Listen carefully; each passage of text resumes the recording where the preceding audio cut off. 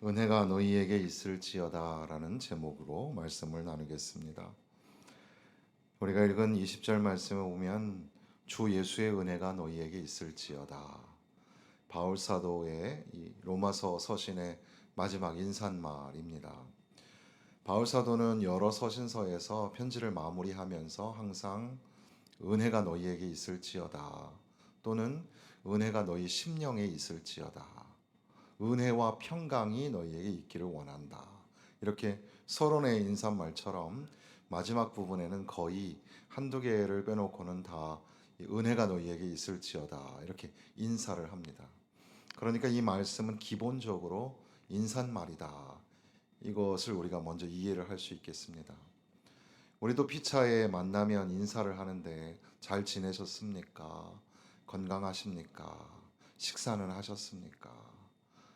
아픈 건 어떻습니까? 등등 인사를 하는데, 여기에 나와 있는 말씀처럼 하나님의 은혜, 주님의 은혜로 인사하면 참 좋겠다 생각이 듭니다.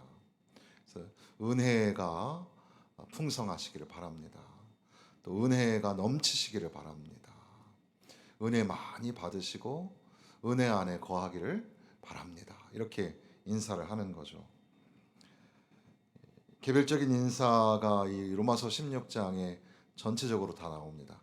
여러 사람의 이름들이 나오면서 무난하라, 무난하라, 무난하라 인사 말이 나오고, 또 이제 마지막 경고와 교훈의 말씀을 하고, 그리고 이제 다시 안부를 전하고 마지막에는 이제 찬양을 하는 그런 내용이 이제 16장에 나오는데, 사람들이 많이 등장을 하죠.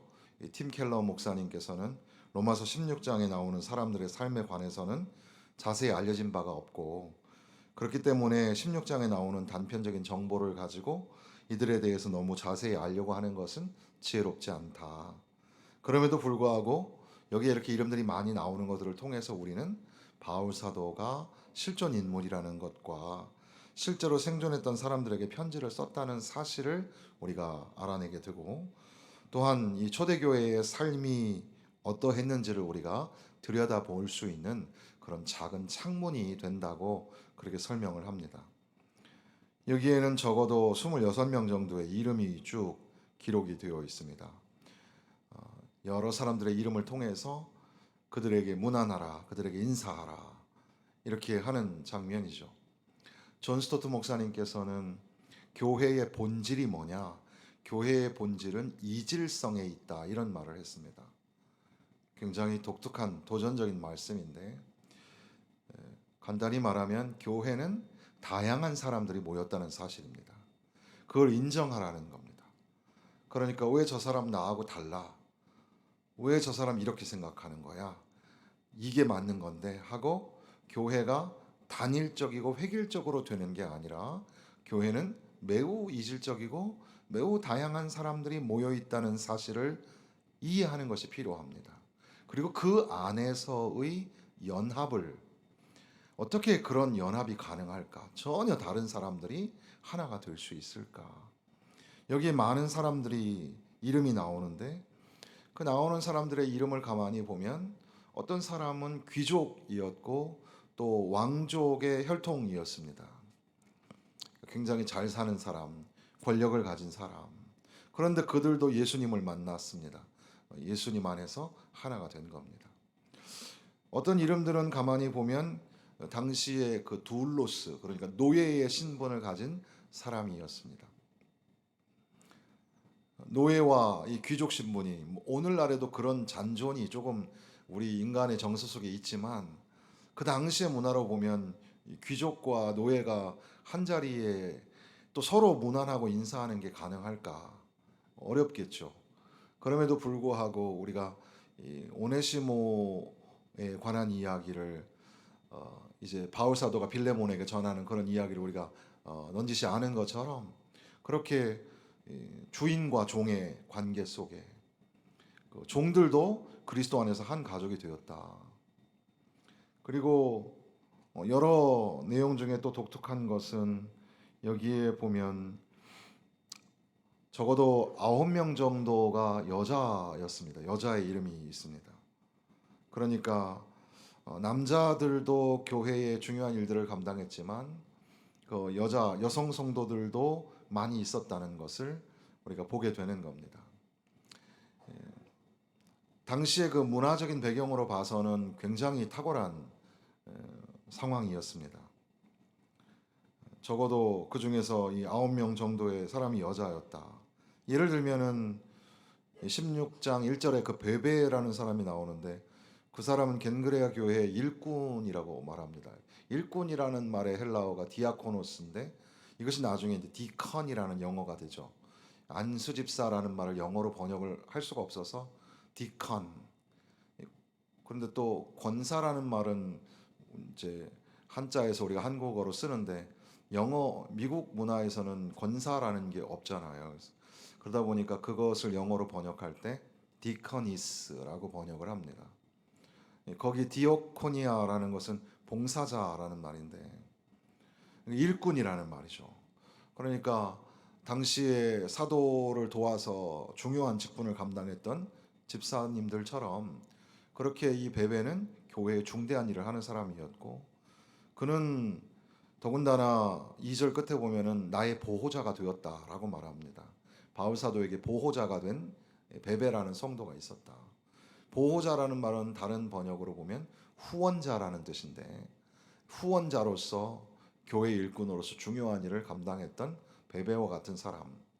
교회 안에 다양한 그런 귀족도 있었고 노예 신분도 있었고 여성 성도도 있었고 다양한 사람들이 모여 있는 그런데 그 다양한 사람들이 피차에 문안을 하고 인사하고 그래서 16절 말씀에 보면 너희가 거룩하게 입맞춤으로 서로 문안하라 이런 말씀이 나오죠. 거룩하게 입맞춤으로. 그래서 초대교회 교부들 중에 저스틴 마터 같은 사람은 기도를 끝마칠 때 우리는 서로 입맞춤으로 인사한다 이런 기록을 남겼고 터툴리아누스 같은 경우는 그것을 최초로 평강의 입맞춤이라고 하기도 했습니다. 그 문화마다 상당히 다르지만 뭐 프랑스 같으면 비주가 있어서 그렇게 서로 볼에다가 이렇게 인사를 하는 그런 것들도 있을 수 있겠고 우리나라의 문화는 어떻습니까? 우리나라에도 이제 악수를 하는 문화가 있습니다. 그래서 어떤 주석에는 나를 위해 서로 돌아가며 따스한 악수를 주고받으라 이렇게 번역된 그런 성경도 있습니다. 따스한 악수를 주고받는 것. 보통 또 이제 교회에서 예배 마치고 끝날 때도 이제 그게 오래된 전통이죠. 그래서 목사하고 인사를 나눌 때 남자 성도들은 또 악수를 하고 여자 성도들은 또 악수를 안 해요. 참 희한한 그 문화입니다. 어떤 게 맞는 건지 잘 모르겠는데 코로나 때는 그것도 이제 우리가 할 수가 없었습니다. 근데 어쨌든 그런 평강의 입맞춤, 사랑의 입맞춤. 더군다나 여기에는 몇 차례에 걸쳐서 8절, 11절, 12절, 13절 정도에 보면 주 안에서, 주 안에서, 주 안에서 이런 말이 나옵니다. 주님 안에서 우리는 하나다. 우리가 서로 다르지만 주님 안에서 하나다. 그러면서 소위 그 패밀리 랭귀지라고 하는 그 형제요, 자매라. 그리고 더 나아가서 나의 사랑하는 누구누구. 바울 사도는 나의 사랑하는 이런 말을 많이 하죠. 우리가 사랑한다라고 할 때 사랑은 보통 가족 언어에 해당이 됩니다. 그래서 우리가 예수 안에서 한 가족이 된 겁니다. 서로 매우 이질적인 사람들이고 서로 모르는 사람들인데 1,000명이 넘는 교회에서는 성도들 사이에 독특한 게 있어요. 그 목회자, 교역자들하고 성도들하고 서로가 서로를 모르는 거예요. 그러니까 밖에서 만나면 잘 몰라요. 자기 구역, 자기 지역, 자기 부서는 아는데 그 외의 사람들은 우리 교회 성도인 것 같기도 하고 아닌 것 같기도 하고 모르는 경우가 굉장히 많습니다. 그러니까 그 이상 큰 교회에서는 담임 목사님은 성도 개별적으로 성도를 잘 모르는 경우가 있으니까 큰 교회의 장점이 있으면서 동시에 단점이 되기도 하죠. 우리 교회는 주일날 평균 한 300에서 주일학교까지 합치면은 우리가 이제 작년부가 1, 2부가 350 정도, 또 주일학교가 50을 좀 넘으니까 400명 정도 성도들이 이제 주일날 한 번씩 이제 왕래를 하시는데 어떨까요? 우리는 서로 좀 얼굴을 보면 알 수 있나요? 오늘 아침은 제가 이렇게 보니까 대충 이렇게 쭉 다 알 수 있는데 이제 한 번은 이제 여기 밑에 교회 앞을 이렇게 지나가는데 앞에서 이제 어떤 분이 오는데 마스크를 썼어요. 마스크를 아주 크게 써놓으니까 저는 그분이 누군지 모르겠는데 그분은 이제 저를 아는 거예요. 그러니까 오시면서 어떻게 우물쭈물 하시면서 이제 인사를 하게 되는데 저는 이제 인사를 하니까 당연히 우리 교회 성도라고 생각을 하겠죠. 근데 누군지 도무지 알 수가 없는 거예요. 아, 저분이 누구지? 혹시 우리 성도들 사이에도 그런 경험이 있으신지 모르겠습니다. 우리 서로 좀 달라요. 그리고 또 항상 자기 자리에 앉아 있다 가고, 그러니까 2층에 앉아 계신 분들은 2층에 앉아 있다가 가고, 또 이 앞쪽 문도 있지만 뒤쪽 문도 있고 하다 보니까는 서로 나가는 길도 다르니까 서로 이렇게 잘 모르는 경우도 많이 있습니다. 우리는 서로 다르고 다양한 사람들입니다. 그런데 우리가 예수 안에서 하나가 되고 가족이 되어서 서로에게 무난하고 안부를 전하는 그런 관계, 그런 평화의 입맞춤, 사랑의 입맞춤을 하는 관계가 되었다는 겁니다. 추석에 즈음하여서 우리가 가족들을 만나죠. 가족들과도 화목의 인사가 있어야 합니다. 여러분의 가족들 그 가운데 하나님의 은혜가 넘쳐나기를 바랍니다. 그리고 서로 사랑의 대화가 이루어지고 절대로 간혹 보면 뉴스 보면은 추석 명절에 가족들 만났다가 안 좋은 일 생겨서 뭐 그랬다는 둥 그런 이야기도 나오고 또 뭐 오늘 아침에 어떤 그 신문 기사를 읽어 보니까는 뭐 며느리는 제사를 드리지 않겠다. 시어머니는 제사를 드려라. 근데 20년 넘게 제사를 드렸음에도 불구하고 시어머니는 한 번도 수고했다, 잘했다 칭찬을 안 해주고 매번 자기가 다 한 양 제사 준비해서 힘들다고 얘기하고 그래서 너무 속상해가지고 며느리가 나 이제 제사 안 드리겠다고 했더니만 내 그럴 줄 알았다고 너 원래부터 우리 집안 사람이 안 될 사람이 됐다고 그런 식으로 막 얘기하고 그래서 이혼 소송을 해야 되느냐 말아 이혼해라 이렇게 얘기하고 또 거기에 남편이라는 분이 또 엄마로서는 그렇게 말할 수 있는 거 아니야? 또 이래버려 가지고 화가 난 거죠. 10년 전에 그 못된 행실도 하고 그래도 참았는데도 불구하고 이렇게 나오니까 적반하장도 유분수지. 난 도무지 못 살겠다. 그래서 이거 이혼해야 되느냐 말아야 되느냐 이혼 소송 문제로 갈등을 빚고 있는 가정의 이야기. 보통 명절이 되면은 가족을 좀 이렇게 확대해서 우리가 보거나 관찰자적인 관점에서 또 보기도 하는데 여러분 가정에 어려운 일이 없고 또 힘들고 어려운 일이 있었을지라도 오래간만에 우리 가족들 만날 때 그 가운데 화목이 있고 하나가 되고 그리고 또 서로 이렇게 사랑의 입맞춤이 있고 그런 은혜가 넘치는 그런 가족들이 되시기를 바랍니다. 이 교회 안에도 마찬가지죠. 서로 오래간만에 만나고 또 서로 다른 모양의 사람들이지만 서로 인사하고 잘 지냈냐 인사하고 또 서로를 위해서 안부도 물어주고 추석 명절에 우리가 가족들을 만나지만 또 반대로 오히려 이런 명절이 되면 더 외로운 사람들도 있지 않겠습니까? 혼자 살아야 되는 사람, 또 소외된 사람, 그런 분들에게 관심을 갖는 거. 교회도 교회가 그런 것들을 세세하게 잘 살피지 못해서 참 항상 죄송하지만 그래서 교회에서도 적은 이 선물을 준비해서 또 교회의 약한 그런 가정들을 돌아보는 시간들도 갖고 하지만 여러분들이 마음을 다해서 전화도 해주고 또 안부도 묻고 우리가 먹는 음식을 나누어서 같이 먹고 하는 그런 이 화목과 사랑의 관계가 참 필요하죠. 오늘 새벽에 성도들이 나와서 은총과 연합이라는 주제로 기도를 했습니다. 그래서 은총과 연합이라는 막대기가 깨질 때 목자도 문제가 생기고 양떼도 문제가 생기고, 그래서 하나님 우리 안에 은총과 연합이 있게 하여 주옵소서. 그래서 사실 이 주 예수의 은혜가 너희에게 있을지어다, 이 말은 인사말이지만, 그러나 1절부터 쭉 나와 있는 이 문안 인사를 보면서 이질성과 다양성에도 불구하고 서로에게 거룩한 입맞춤, 평화의 입맞춤을 하면서 서로를 가족으로 받아들이고 함께 할 수 있는 것, 무엇 때문일까? 그것은 예수 그리스도의 은혜. 우리에게 베풀어 주신 은혜가 넘칠 때 우리는 비로소 서로 이렇게 용서하고 사랑하고 화목할 수 있게 된다는 겁니다. 그러니까 우리 교회 성도들 여러분 모두 하나님의 은혜, 주 예수 그리스도의 은혜가 넘쳐나시기를 바랍니다. 그래서 서로 조금 다르지만, 다양한 사람들이 모였지만 서로 가족으로 받아들이고 서로 화목의 인사를 나누고, 부모님들은 항상 소원이 그거죠. 형제간에 우애해라. 형제들끼리 사이좋게 지냈으면 좋겠다. 그게 하나의 부모님의 마음입니다.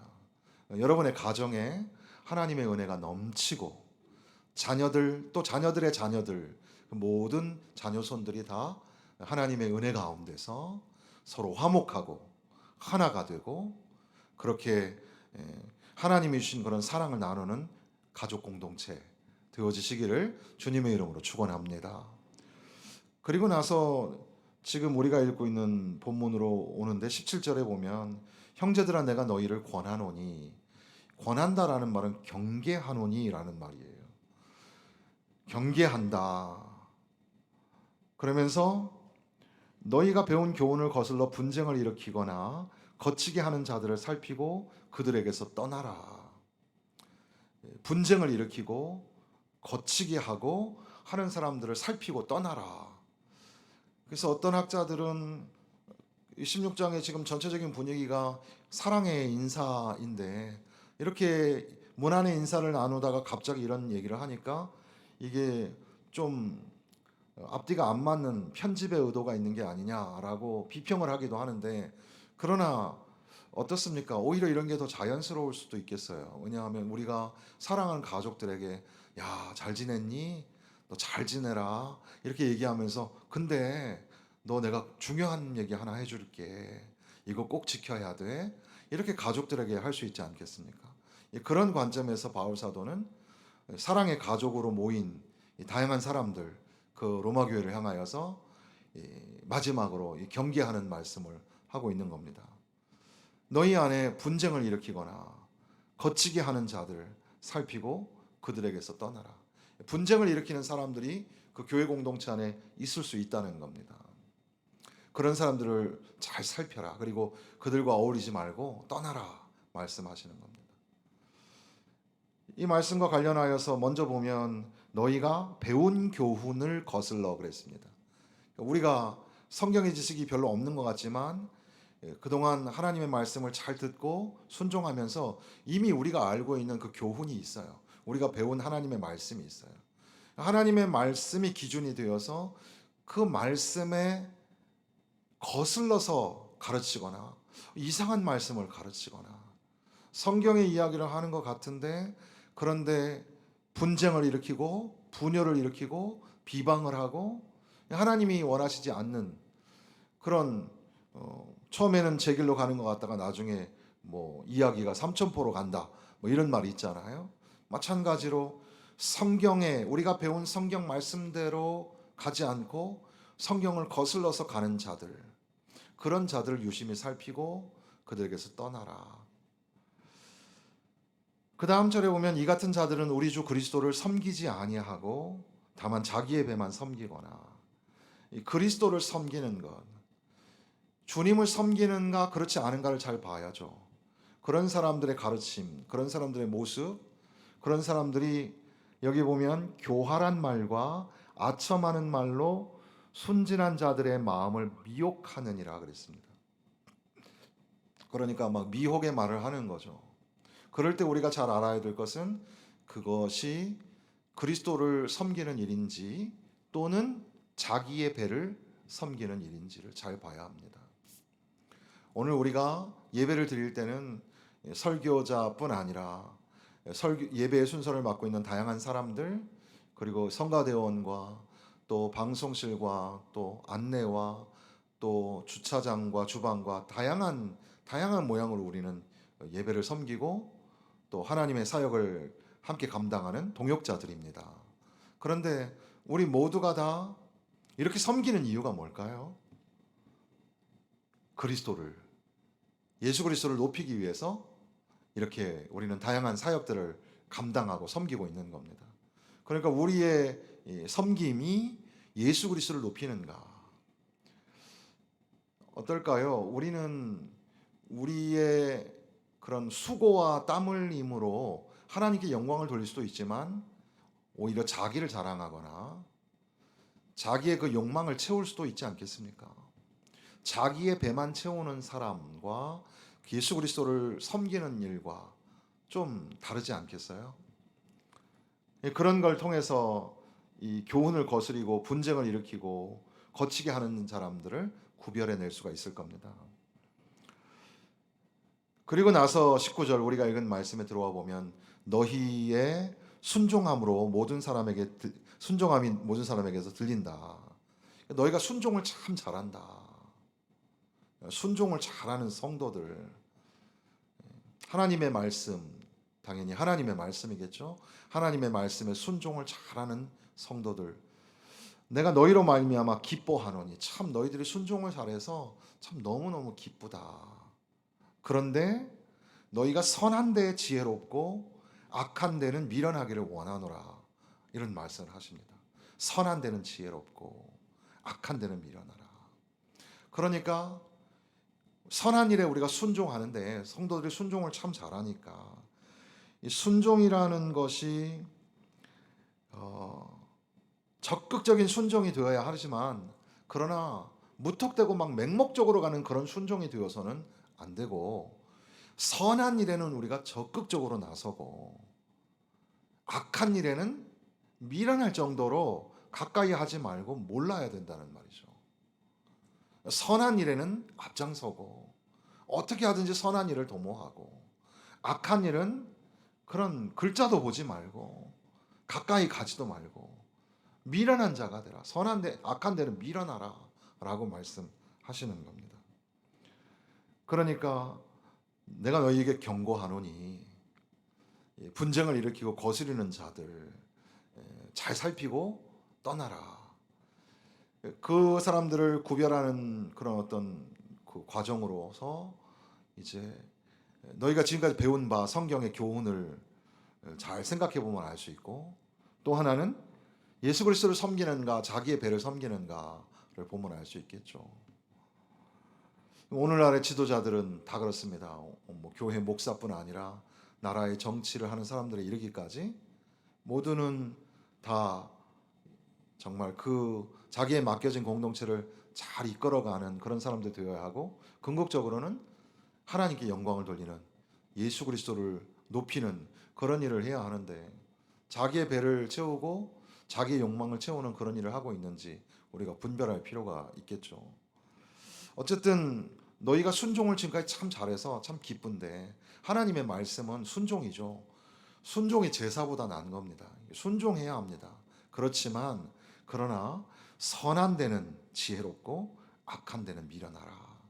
선한 일에는 더 적극적으로 선한 일을 하고 악한 일에는 가까이도 가지 마라. 이렇게 말씀을 하십니다.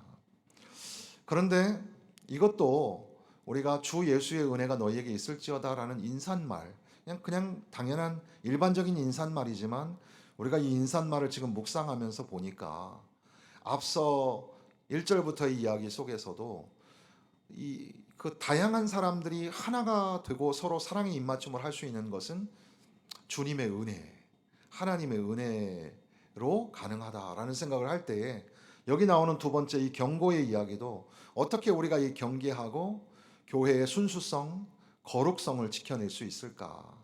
그러기 위해서는 너희 무리에게 예수의 은혜가 있어야 되겠다. 이렇게 우리가 다시 한번 읽게 되는 겁니다.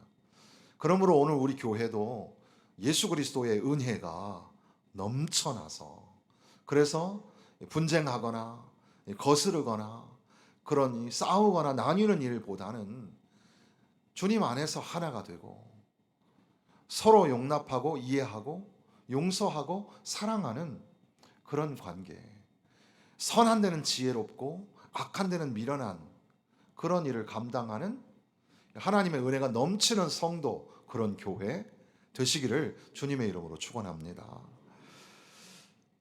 그리고 마지막 20절에 보면 평강의 하나님께서 속히 사탄을 너희 발 아래서 상하게 하시리라. 이 앞서 이야기한 그런 연결선상에서 바울 사도는 평강의 하나님, 15장의 마지막 인사말도 평강의 하나님이었는데, 평강, 하나님은 평강이시다. 하나님은 복 주시기를 원하고, 우리 성가대 찬양처럼 복 주시기를 원하고, 하나님은 우리에게 은혜 주시기를 원합니다. 하나님은 우리에게 평강 주시기를 원하시는 줄로 믿습니다. 평강의 하나님이 우리 가운데 있어서 샬롬, 히브리어로 샬롬, 헬라어로 에이레네라는 주님의 평강이 내 안에, 우리 가족 안에, 우리 교회 공동체 안에 하나님의 평강이 넘쳐나기를 바랍니다. 그런데 사단이, 하나님께서 속히 사단을 너희 발 아래서 상하게 하시리라. 교회 안에 이런 어려운 문제가 생길 때 그 배후에 사단의 권세, 사단의 관계가 있다는 겁니다. 악한 사단 마귀 권세가 있어요. 그 사단 마귀 권세를 평강의 하나님께서 물리치고 너희 발 아래 복종하게 하실 것이다. 이렇게 축복하는 겁니다. 이 발 아래 상하게 하신다라는 말씀을 생각하면 우리는 이제 거슬러서 그 원시복음이라고 하는 창세기 3장의 말씀으로 가게 되죠. 여인의 후손이 뱀의 후손의 머리를 상하게 할 것이다 라는 말씀을 생각하게 됩니다. 그래서 훗날 그 메시아 원시복음, 메시아의 원시복음의 그 여인의 후손이 뱀의 머리를 상하게 할 것이다. 사단이 오늘 우리의 발 아래 복종하게 될 것이다. 그것을 이제 연결해서 생각하게 되고, 그렇다면 바로 메시아로 오신 예수가 그 뱀의 머리를 상하게 하시는, 뱀의 후손의 머리를 상하게 하시는 게 뭘까? 그게 바로 예수의 십자가, 예수 그리스도의 십자가 사건이 바로 그 머리를 상하게 하는, 뱀의 머리를 발로 밟는 그런 사건이 될 것입니다. 그리고 또한 오늘 우리가 이 사단 마귀 권세가 아주 교묘하고 악하지만, 자기가 이기는 줄 착각하지만, 평강의 하나님께서 속히 사단을 너희 발 아래 복종하게 하신다. 오늘 우리가 마귀 권세 영적 전쟁에서 이기고 승리하게 하시는 줄로 믿습니다. 이렇게 승리하는 삶을 살기 위해서 또한 우리에게 있어야 할 인사말이 뭘까? 그것은 예수의 은혜가 너희 가운데 있기를 원한다. 주님의 은혜가 당신에게 임하기를 원합니다. 그래서 사단 마귀 권세와 싸워서 이기고 승리하시기를 바랍니다. 이 21절 이하에도 또 무난하라 무난하라라는 말이 나오고, 마지막 절, 마지막에 25절부터의 말씀은 하나의 찬양이라고도 할 수 있겠는데, 바울 사도는 마지막 찬양으로 편지를 마무리를 하는데, 여기에는 여러 문장이 나오지만 세 개의 단어를 압축해 보면 하나는 복음입니다. 그래서 나의 복음과라고 하는데, 복음, 로마서의 핵심 복음이죠. 그래서 내가 복음을 부끄러워하지 아니하노니라고 1장에 시작한 것이 이제 마지막에 나의 복음과, 나의 복음은 곧 예수 그리스도를 전파함이 나의 복음이고, 이것은 곧 신비의 계시를 따라 된 것인데, 바로 이 복음이 울려 퍼지고 복음이 선포되고 복음이 세워지는 것, 그것을 노래하고, 그리고 그것이 너희를 등이 견고하게 하시는, 모든 사람들이 믿어 순종할 뿐 아니라 견고하게 하시는 하나님의 능력, 그리고 나아가서 27절에는 그리스도로 말미암아 하나님 앞에 영광. 그래서 복음과 이 능력과 영광이라는 단어들을 우리가 찾아내면서 하나님 앞에 찬양을 드리면서 끝을 맺는데, 이렇게 마지막 마무리를 하나님 앞에 찬양하는, 문안 인사와 함께 찬양하는 삶, 여기에도 오늘 우리가 일반적으로 함께 생각할 수 있는 그 인사말, 너희 무리에게 은혜가 있을지어다. 이것이 이 16장을 관통하고 있지 않나 생각하게 되는 거죠. 그래서 여러분의 삶에 예수 그리스도의 은혜가 넘쳐나셔서, 그래서 여러분의 삶을 통하여 그리스도의 복음이 선포되고 하나님의 능력이 나타나고 하나님 앞에 영광과 찬송을 올려드릴 수 있는 그런 귀한 믿음의 삶, 성도의 삶을 살아드리시기를 부탁을 드립니다. 은혜가 참 중요하죠. 오늘 우리가 성도들을 한 주 만에 만났는데 우리 피차에 인사 나눌 때도 하나님의 은혜, 주님의 은혜가 여러분에게 임하길 원합니다. 뭐 은혜 많이 받으세요, 이것도 좋고 은혜가 넘치기를 바랍니다. 이 추석에 즈음하여서 풍성한 오곡과일 이런 것도 생각하는데 은혜가 풍성하게 맺히기를 바랍니다. 자, 우리 옆에 있는 분들에게 이런 은혜의 인사 함께 하실까요? 은혜가 넘치기를 바랍니다. 은혜가 풍성하시기를 바랍니다. 그래서 이 하나님의 은혜로 이질성 다양성을 극복하는 예수 안에서의 하나됨, 그리고 거스르고 분쟁하는 것들을 넘어서는 서로 용서하고 사랑하는, 오히려 이 적극적 순종으로 선한 데는 지혜롭고 악한 데는 미련할 수 있는 그리스도의 은혜, 사단의 권세를 이길 수 있는, 승리할 수 있는 그리스도의 은혜, 그리고 복음을 영광스럽게 찬양할 수 있는 그리스도의 은혜가 우리 가운데 넘쳐나기를 주님의 이름으로 축원합니다.